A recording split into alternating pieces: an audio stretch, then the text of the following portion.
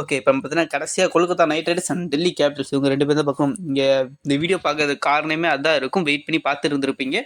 ஆ என்னோட ஒப்பீனியன் பார்த்தீங்கன்னா, first rumours என்னன்னா, வெங்கடேஷ் ஐயர ரொம்ப அதிக பிரைஸ்ல எடுக்கவும் 21, 22 கோடியா சரியா ஞாபகம் இல்ல. பார்த்தீங்கன்னா, ஒரு அதிக பிரைஸ்க்கு எடுக்கவுமே வெங்கடேஷ் ஐயர் தான் கேப்டனா இருப்பாரு அப்படிங்கிற மாரி நெறைய ரூமர்ஸ் வந்துச்சு.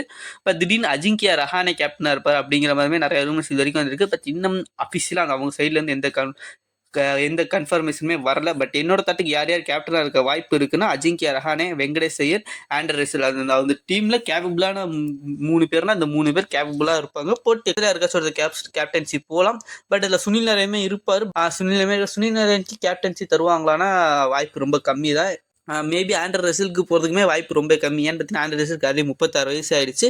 அடிக்கடி இன்ஜுரியுமே வந்துட்டு இருக்கனால எவ்வளோ லாங் டேர்ம்க்கு அவர் இருப்பாரா? இன்னும் 4 வருஷம் 3 வருஷம் ஐபிஎல் தொடர்ந்து ஆடுறதே பெரிய விஷயம் ஆண்டர் ரசலுக்கு. அப்படிங்கிறப்ப ஆண்டர் ரசல் அதுவுமே கஷ்டம்.